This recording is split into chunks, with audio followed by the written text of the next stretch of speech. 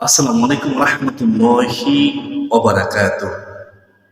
সুপ্রদিনী ভাই বোন, আপনারা যারা খুব কষ্টে আছেন, বিপদে আছেন, হতাশা আছেন, দুশ্চিন্তা আছেন, আমি গুনাহগার আপনাদেরকে এমন একটি দোয়ার কথা বলে দেব, যে দোয়াটি আপনারা রাতে হঠাৎ যদি ঘুম ভেঙে যায় ওই সময় যদি পড়তে পারেন, বিছানায় শুয়ে শুয়ে ওযু ছাড়াই, আল্লাহ রাব্বুল আলামিন আপনাদের দুঃখ, কষ্ট, পেরেশানি, হতাশা, বিপদ আপদ আল্লাহ রাব্বুল আলামিন দূর করে দিবেন।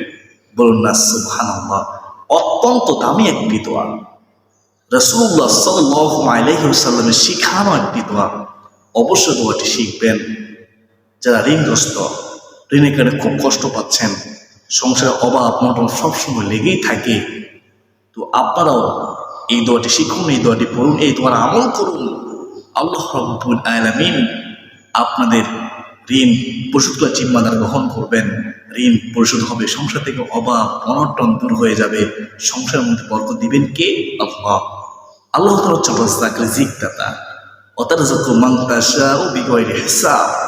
আল্লাহ রাব্বুল আলামিন যাকে ইচ্ছা তাকে অগণিত রিজিক দিয়ে থাকেন। বলুন না সুবহানাল্লাহ।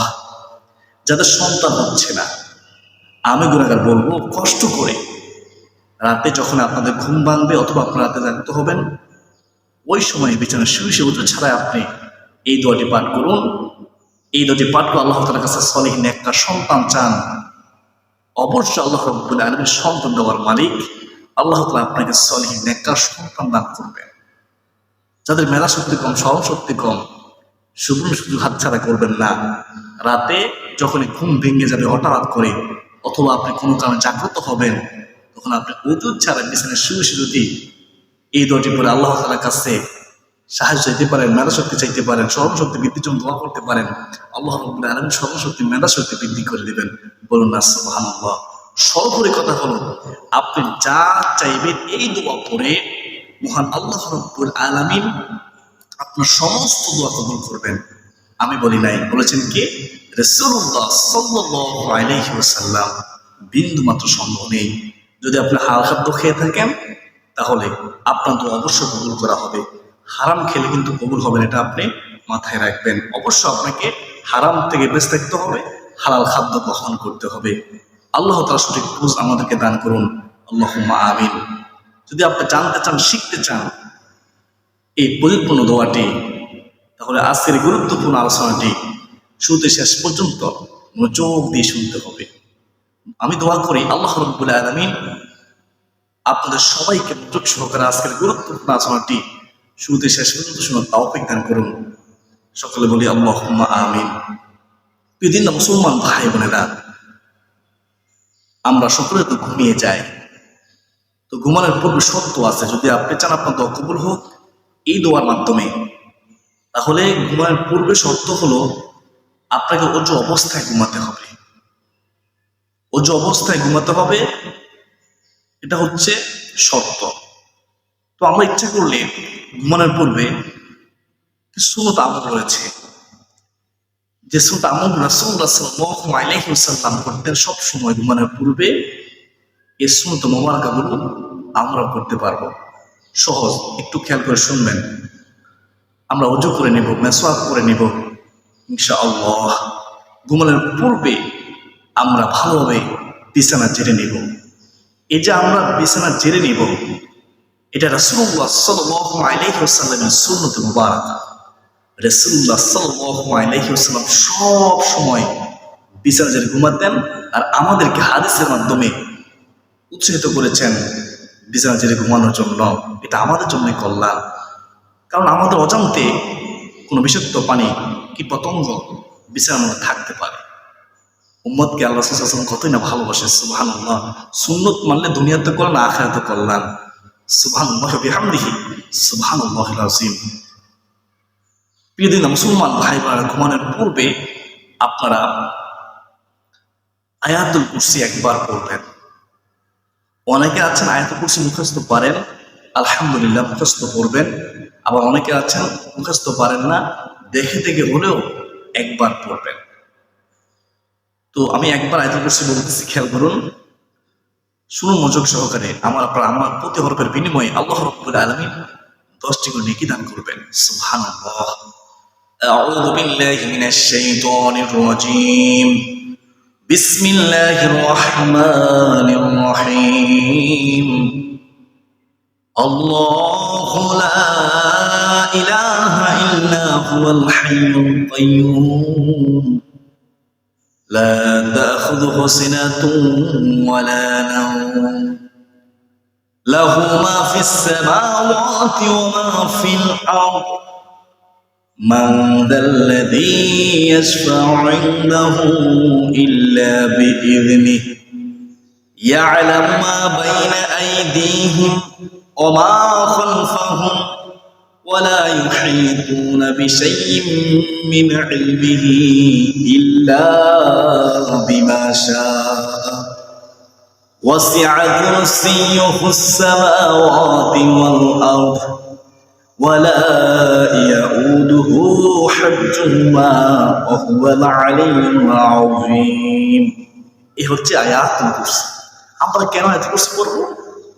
আয়াতুল কুরসি পড়লে কি লাভ? হাদিসের মধ্যে আছে রাসূলুল্লাহ সাল্লাল্লাহু আলাইহি ওয়াসাল্লাম সবসময় আয়াতুল কুরসি পড়তেন ঘুমানোর পূর্বে।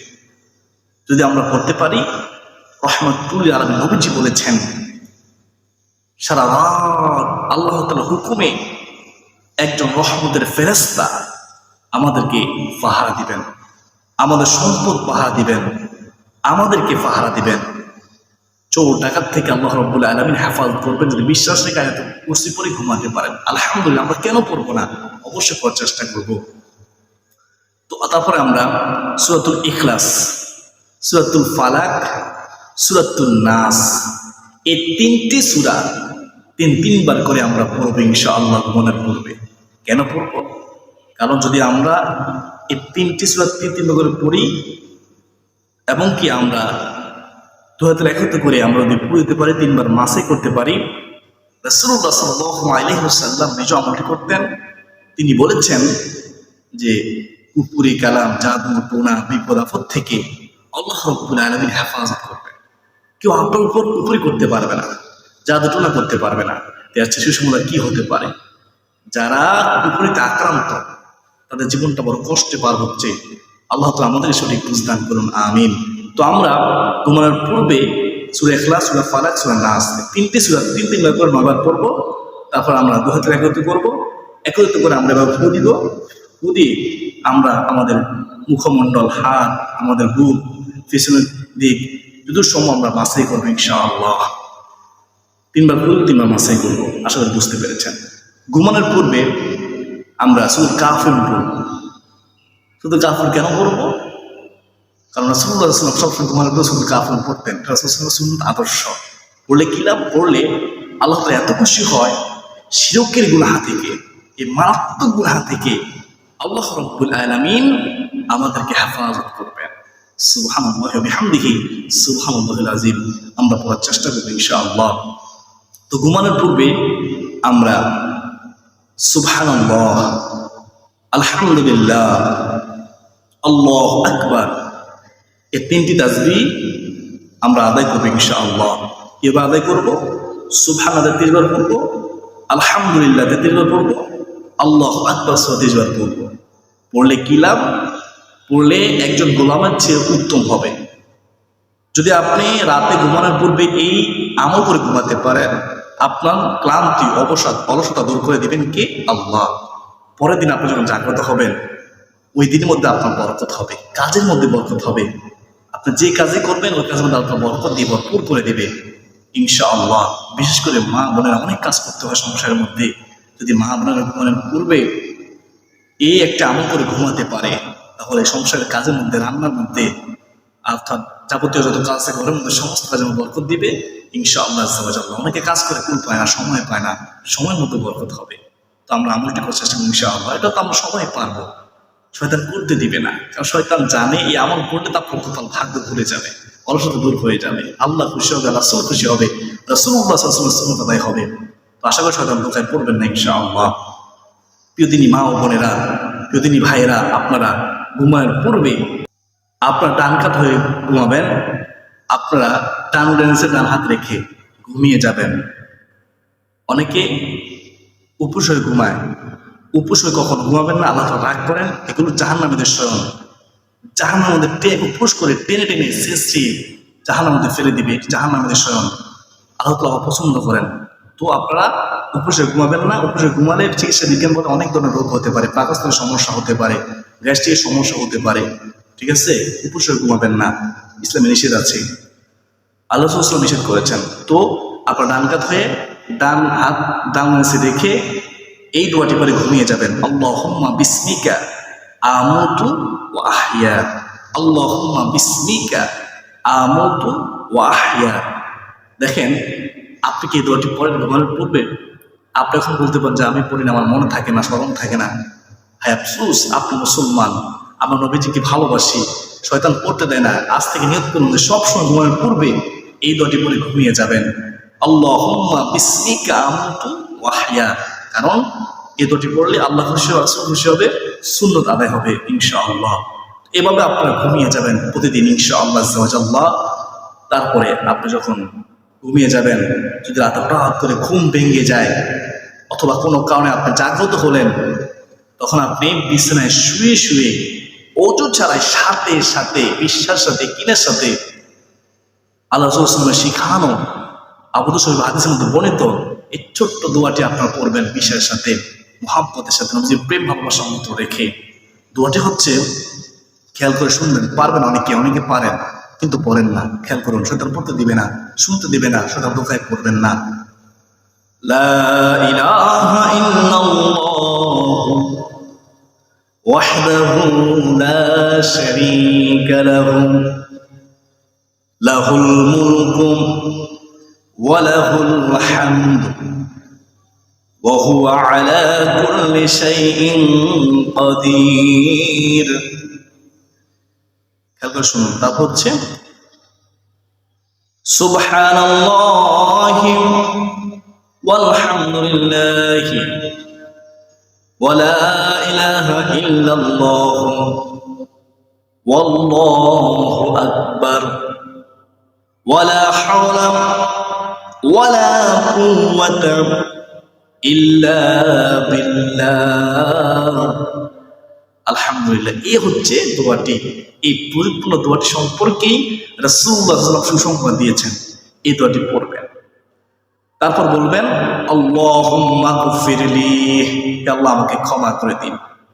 রাসূলুল্লাহ সাল্লাল্লাহু আলাইহি ওয়াসাল্লাম বলেন, রাতে হঠাৎ ঘুম ভেঙে এলে এই দোয়াটি পড়লে, তারপরে ক্ষমা চাইলে আল্লাহ তাআলা ক্ষমা করে দিবেন। দোয়া করলে আল্লাহ তাআলা দোয়া কবুল করবেন। রিজিক চাইলে রিজিক দিবেন, সন্তানের প্রয়োজন সন্তান চাইলে সন্তান দিবেন, বিপদ থাকলে বিপদ থেকে উদ্ধার করবেন, যা চাইবেন তাই পাবেন। আল্লাহ তাআলা আপনাকে ফেরত দেবেন না। ঘোষণা কার? রাসূলুল্লাহ সাল্লাল্লাহু আলাইহি ওয়াসাল্লামের। তারপর রাসূলুল্লাহ সাল্লাল্লাহু আলাইহি ওয়াসাল্লাম বলেন, উত্তম রুজু করে 2 রাকাত নামাজ পড়লে নামাজও কবুল করা হবে। তো আমরা যখন রাতে তাহাজ্জুদ নামাজ পড়ার জন্য জাগ্রত হবো, অথবা হঠাৎ ঘুম ভেঙে গেলে, অথবা কোনো কারণে আপনি জাগ্রত হলে, এভাবে আপনারা আমল করবেন, দোয়া করবেন ইনশাআল্লাহ। ওই দোয়াটি পড়ার সাথে সাথে আপনারা ঘুম থেকে জাগ্রত হওয়ার যে মাসুম দোয়াটি আছে, যে দোয়াটি রাসূলুল্লাহ সাল্লাল্লাহু আলাইহি ওয়াসাল্লাম করতেন, আমাদেরকে পর্যবেক্ষিত করেছেন, সেই দোয়াটিও পড়বেন। আমরা অনেকে দোয়াটি পারি কিন্তু পড়ি না, শয়তান পড়তে দেয় না। কারণ শয়তান জানে এই দোয়াটি পড়লে আল্লাহ খুশি হবে, রাসূল খুশি হবে, রাসূল সাল্লাল্লাহু আলাইহি ওয়াসাল্লাম সুন্নাত আদায় হবে। দোয়াটি হচ্ছে আলহামদুলিল্লাহিল্লাযী আহইয়ানা বা'দামা আমাতানা ওয়া ইলাইহিন নুশুর। এখন আপনি বলতে পারেন আমরা তো দোয়াটি পারি, পড়েন না কেন? অবশ্যই পড়বেন। আলহামদুলিল্লাহিল্লাযী আহইয়ানা বা'দামা আমাতানা ওয়া ইলাইহিন নুশুর। আলহামদুলিল্লাহ। আশা করি আপনারা সকলে জানতে পেরেছেন কোন দোয়াটি হঠাৎ ঘুম ভেঙে গেলে রাতে, অথবা জাগ্রত হলে, অথবা তার জন্য উঠলে কোন দোয়াটি পড়বেন। আশা করি আপনারা বুঝতে পেরেছেন। দোয়াটি শিখলে দোয়াটি পড়বেন। আমি দোয়াটি আবার একবার বলতেছি, খেয়াল করুন। লা ইলাহা ইল্লাল্লাহু ওয়াহদাহু লা শারীকা লাহু লাহুল মুলকু ওয়া লাহুল হামদু ওয়া হুয়া আলা কুল্লি শাইইন কাদির।